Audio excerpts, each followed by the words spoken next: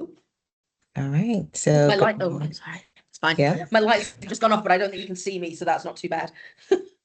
Okay. So good morning, everyone, and welcome to the 2025 Virtual University and Degree Information Fair.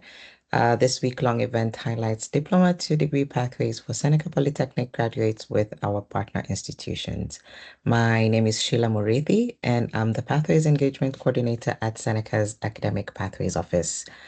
Today, we are very excited to have Lindsay from Manchester Metropolitan University here to Thank share you. more about the opportunities that are available at MMU. She'll get started with a short presentation and then we'll return for a Q&A session. A quick reminder, all sessions this week are being recorded, so if you miss any, you'll have the chance to watch them on demand next week. Now, over to you, Lindsay. Thank you very much. Nice to see everybody and glad you could come along and make it. So I'm Lindsay Ashton. I'm Regional Development Manager at Manchester Metropolitan University in the UK, up in the north of the UK. My remit is to look after the Americas, and that includes being the country manager for Canada. I often come out to Toronto, come and visit Seneca, which is always great for me. We were just talking about the weather. Luckily, I don't have to come out this early when it's quite so chilly, but the weather in Manchester at the moment is a little bit grey and wet. So it's a little bit warmer than you have it, but still not the best weather at the moment, I think, for us either. So I'm going to talk to you today about the university, a little bit about Manchester itself, a little bit about the programs where we have already got links, but then also kind of what other opportunities there might be as well. So just going to the next slide. Okay, so as you can see from the map here, Manchester, the UK, very small there in the middle. Manchester is up in the north of England. We're not too far from the coast. We're kind of close to Liverpool. We're also close to Leeds. We have Manchester International Airport, so you can fly in easily. That's about, as it says here, about 10 miles away from the city centre. You can get a train in very easily. I've flown directly from Manchester to Toronto. It's quite easy to do, but there's also kind of flights where you can change as well. And it's a nice, easy flight to do. But also we're in a really good location to kind of get out and see the world as well. So going into Europe's very easy. You know, most places are a couple of hours flight away. It's also very easy to get down to London if you want to stay in the UK. That's a couple of hours on a direct train.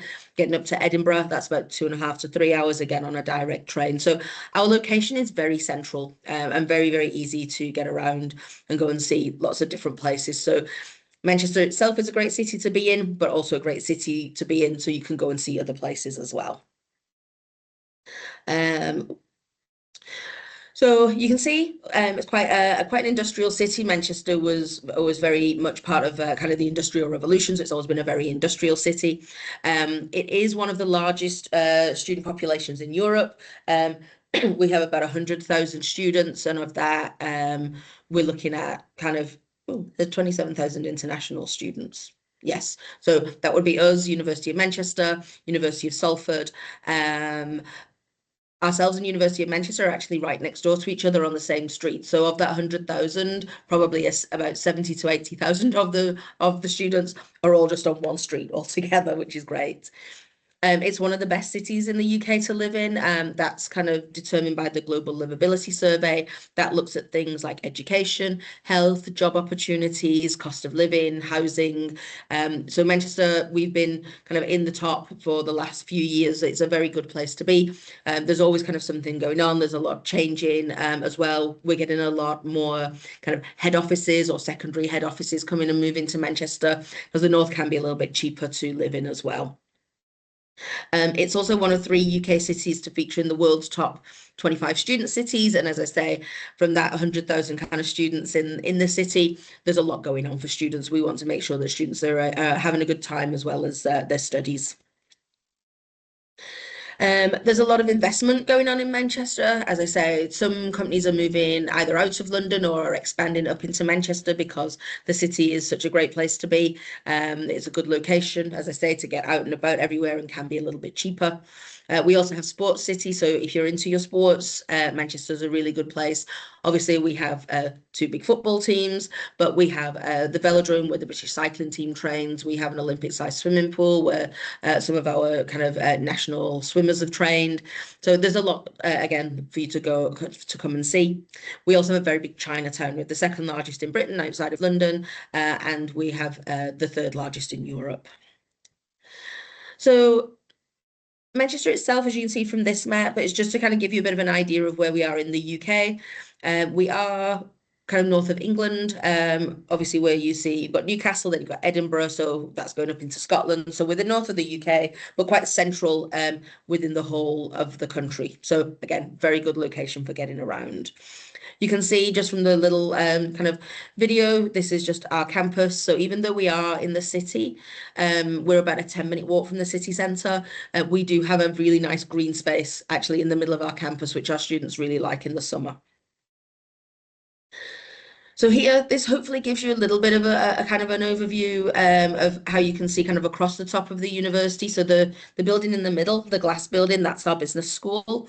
And as you can see, kind of looking beyond that, that then goes into the city centre. So you can see how close we are into the city, which is great for our students. It's very easy to get around. You can walk, as I say, into the city. We have a lot of our accommodation on campus. So for our first year students who are just coming to us for the first time, you can stay on campus, but a lot of accommodation is very close by, kind of private accommodation as well. So again, that makes it very easy to get around.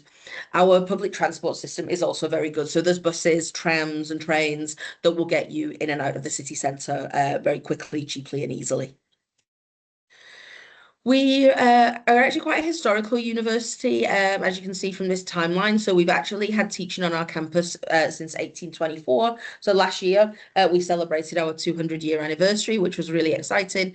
And with that, we opened our brand new Faculty of Science and Engineering building, which has got a lot of brand new facilities. But we've been doing a lot of building on our campus over the last kind of, I would say, maybe 10 to 15 years.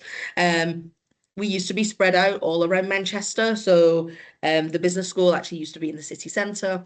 Our School of Education used to be about half an hour away on the bus. Our sports used to be about 20 minutes away on the train. So we used to be very, very spread out, but we've made sure now to give our students the best kind of student experience, not only teaching, but for the social side as well, that everything is now in this one campus in the city centre. We are a big university. We have about 43,000 students, and about 5,000 of those are international students from across a very wide range of countries. I will say, though, it doesn't feel like 43,000 students, which is nice. It's still a nice, easy to get around, compact campus, and you don't feel like you're kind of lost in a big crowd, even though we are a large university.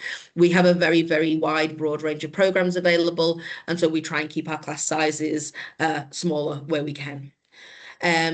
We have a lot of really good research, which then kind of filters down into our programs. And as I say, we're investing in our campus constantly. So now that our new science and engineering building has been built, our next project is to upgrade and improve our library. So these are just some of the buildings. So as I say, we used to be everywhere around Manchester. Now all of these new buildings we've built on campus. You can see some of the older buildings, such as our humanities and kind of arts building just on the right-hand side there. The Right-On building in the bottom right corner, that used to be actually a boutique shopping mall, quite a small one.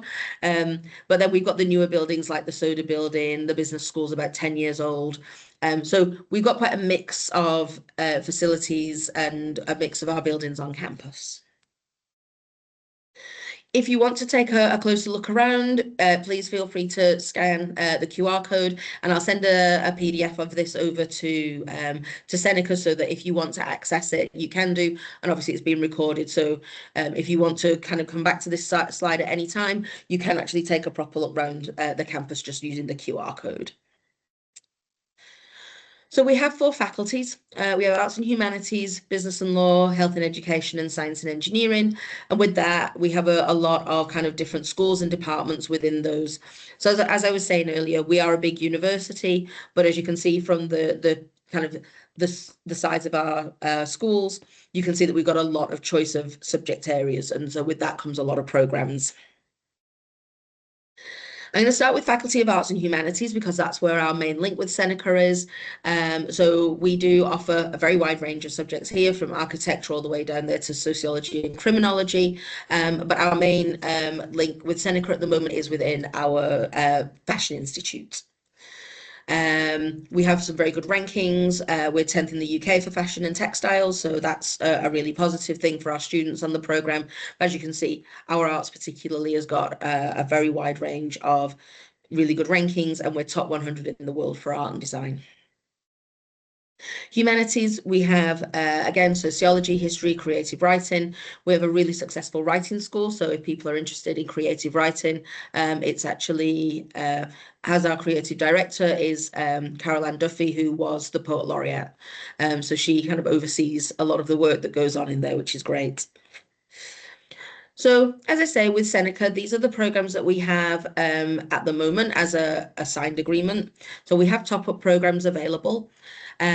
We have students progressing from the Advanced Diploma in Fashion Arts would go on to our top-up program. So it's a one-year program in International Fashion, goes on to the design pathway.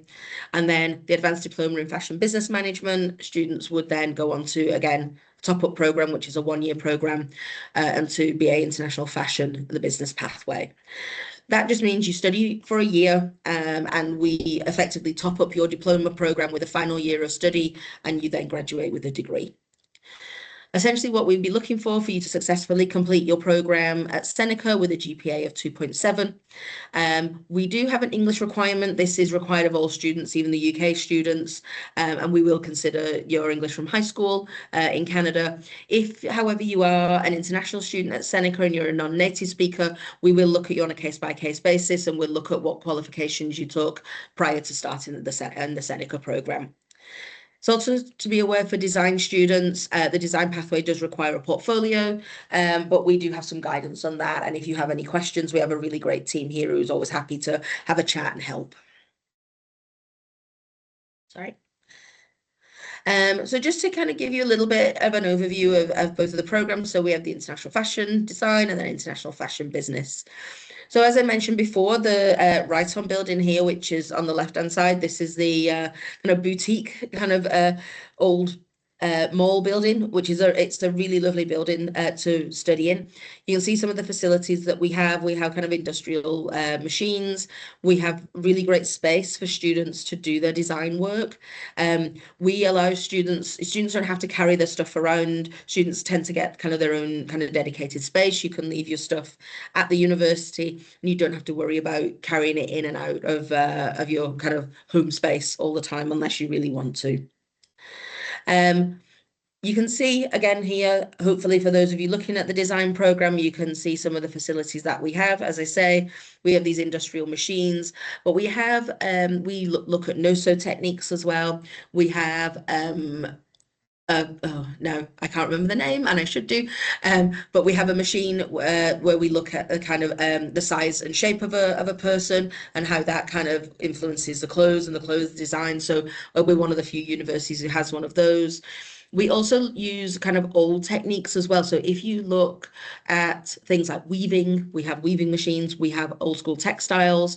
So we do a lot of our own printing, and we have very old, very new versions with kind of through the computer and that kind of way. But we also have older fashioned, let's say, but older kind of techniques as well. So if you want to use printing presses and things like that, we have those as well. So it's a really good way of kind of learning new skills as well as kind of using machinery that you may have used already. And the student actually in the top right corner was a graduate of Seneca and came to us to study with us.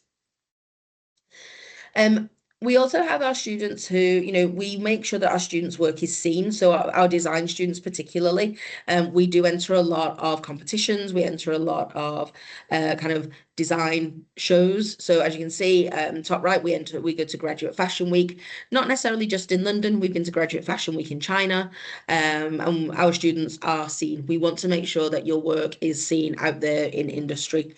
Also, one of our graduates who came from Seneca. She graduated and got a job with Dior in London after her graduation, and worked there. She's now working, I think she's still in London as far as I'm aware, but she is now working on bridal wear. But she had a job in Dior after she graduated. So we do have some very good contacts, and you'll have opportunities to meet those contacts as well, do some networking.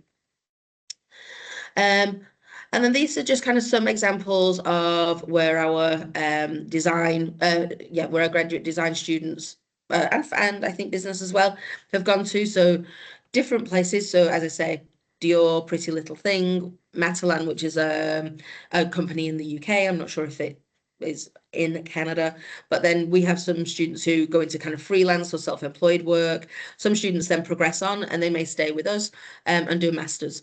So we do things like luxury brand management and things like that, as well as the design side as well. For students who are not in the fashion area, we are happy to consider other applications. It just means that it may take a little bit longer, because what we will need to do is look at the classes that you've taken and ensure that you've completed everything necessary, and you can then enter into the year that you're eligible for with the qualification. So for example, if you're doing the advanced diploma, we can consider students going into the final year of our degree. If you've done the 2-year diploma, we can consider students into the second year of our degree. And if you've done a certificate program, we can consider students into the first year of our degree. In the UK, our degrees are 3 years. So that's why that's how that works. So the 3 years would then go into final year, whereas you would then, let's say, do a 4-year qualification in Canada. You send in the application, it will be sent out to the academic tutor for that relevant program, and they will assess everything that you've done. They just want to make sure that you're not missing anything significant, that students who've done, say, first year and second year already, for example, if you're going to looking at final year, they want to make sure that you've not missed anything significant that may be a hindrance to you doing that final year program. So with that, just to kind of look through some of our other faculties. So we have our Faculty of Business and Law, where we offer things like accounting and finance, business management programs. We offer marketing as well, PR, and we do work with some excellent companies within our business school. We also offer some sports. So if students are interested in sports, we do offer sports business and sports marketing as well. So we do have a little bit of a niche area there. We have a lot of, we also have a lot of kind of a professional accreditation. So things like AMBER, ICAEW, and for accounting and finance. So we make sure that our programs are kind of suitable for going into the world of work. And we do that in a lot of our areas through professional accreditation. A lot of our lecturers across the university have also come from industry. And so they are kind of prepared and kind of ready to talk to you about what it's like working in those industries. Health and education, one area that students do come into from Canada particularly is physiotherapy. With that, we don't take transfer students into physio. It is a very good program, but because of the nature of the professional qualification, we can't take students as transfers. But if you complete a degree in kind of a sports science area or kinesiology, biology, we do have a pre-registration program at master's level. So we do have a number of Canadian students who will come to us for that program. But again, that would need a complete undergraduate degree. Science and engineering is an excellent faculty. It's very big. It's very broad. So we look at kind of different areas of engineering, such as electronic and electrical and mechanical engineering. But we have geography and environmental science. We have maths. We also do computer science areas as well. Things like cybersecurity. We look at AI, but we also do things like games design and games development. Employability is a really kind of key thing for the university. So I mentioned before about kind of a lot of our lecturers have come from industry. They have a lot of really strong networks. So we have many kind of guest lecturers coming in from industry who will do classes. There's opportunities to network, and we want to make sure that you're able to be seen by the right people in the right places. Our careers service is excellent, and once you've graduated from us, it's available kind of digitally for life. So you can come back to us at any time during your career. And one of the things I will say about our programs as well, we are moving away from sit-down examinations as much as possible. Working with industry, you don't go into a job, you don't sit down for 3 hours and do an exam when you go into a job. You are looking at things like presentations, working on projects, providing reports. And so a lot of our assessed coursework is based around those types of activities to help you gain those soft skills and prepare you for going out into the world of work. As you can see, we have a lot of links with global companies, and particularly for Manchester Fashion Institute. This is kind of what I picked out because obviously that's where our key link is with Seneca. But we have links with, I say, Alexander McQueen, Dior, Calvin Klein, Very, Nike. So a lot of these big brand names that are global brand names, you've got those opportunities to meet with people. Ooh. We do have some scholarships available. So as an undergraduate year, you would be eligible for £2,500 tuition fee discount. We also do accept the student loans from Canada as well. So if you are looking at using your student loan, we have a team in the office who can help you with that if you've got any questions. As I mentioned, we have accommodation right on campus, excellent transport links, and as well, if you don't want to live in kind of accommodation with other students, you can look at private accommodation as well.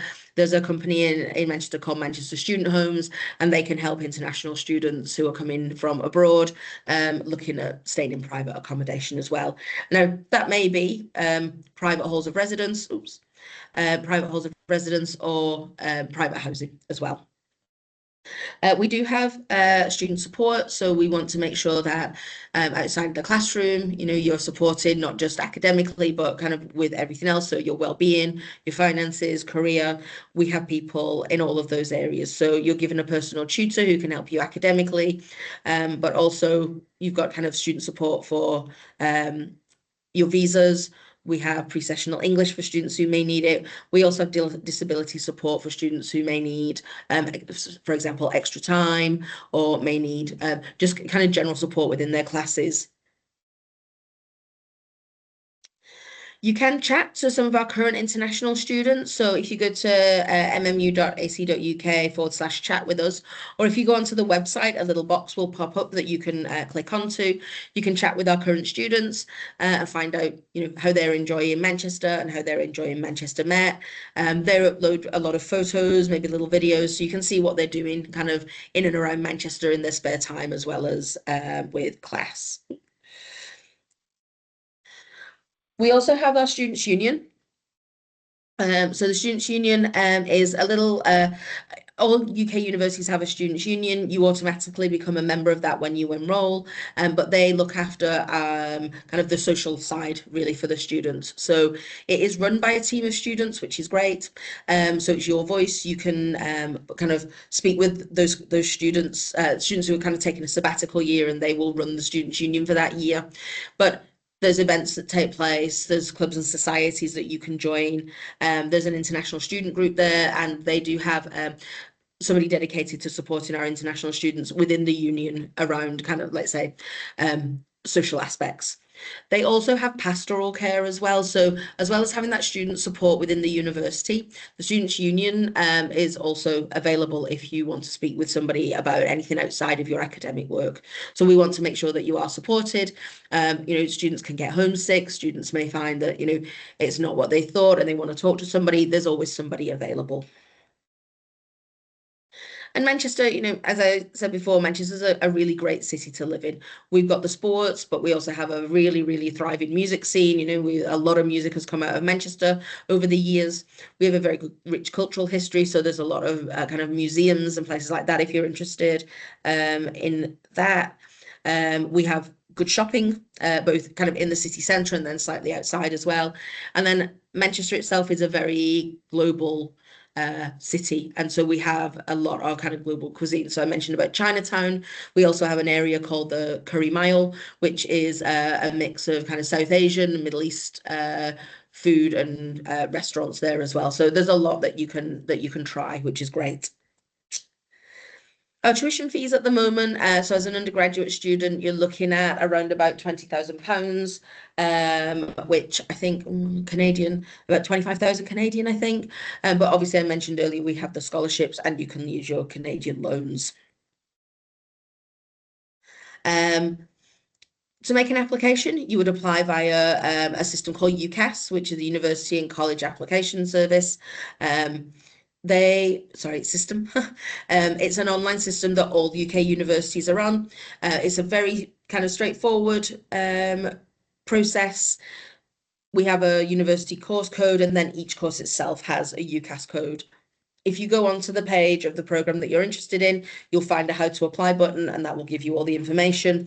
But please do feel free to get in touch with me at any time if you need any assistance with making an application. We're here to support you. As you're making your application, we'll keep in touch with you throughout that journey through to Manchester Met, and even prior to making your application. We're always here with, if you've got any questions, queries, concerns, we want you to be kind of supported all the way through your journey from your first inquiry right the way through to graduation and afterwards. So we want to make sure that you're happy, and we're here for you. So we look forward to welcoming you to Manchester Met. We look forward to helping you achieve your goals, your aspirations. And as I say, if you have any questions, please do feel free to contact me directly. All my info is here.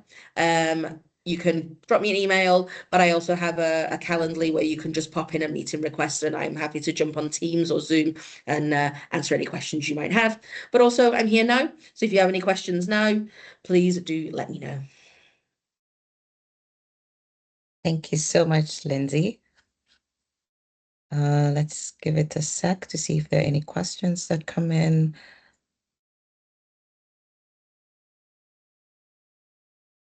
Do you offer any part-time programs?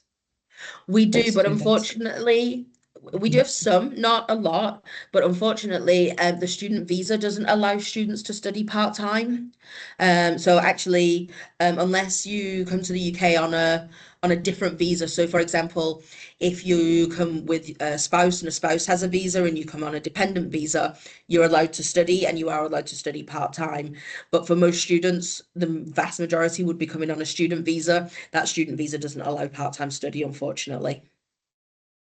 Okay, and could students apply to different programs at the same time? Yes, so within the UCAS application, you can apply to up to 5 programs. That's a maximum. With the expectation would be that you'd be applying for similar programs though. You only write one personal statement within UCAS, and so generally speaking, we wouldn't be expecting students to apply to say fashion and biology. The expectation would be that you'd be just looking at fashion programs, but it may be that you're interested in, you might be a student who wants to look at fashion business and fashion design, and you haven't quite made up your mind and you want to put in both applications. That's not too bad because you're looking still within that fashion area. But it's just being kind of aware that the expectation is that it's just kind of one subject area that you're applying to. Okay, great. So I don't see any more questions. Thank you, Sam. She has put in Lindsay's email, so anyone who would like to get in touch, you can always give Lindsay a shout. And if you want to book a virtual advisement with Academic Pathways team here at Seneca, you can always send us an email. Samantha has dropped our email address there. So thank you so much for joining us today. If you would like to replay this, you can catch it on our YouTube channel from next week. Thank you so much, everyone, and have a lovely day. Thank you. Nice to see you. Thank you for coming.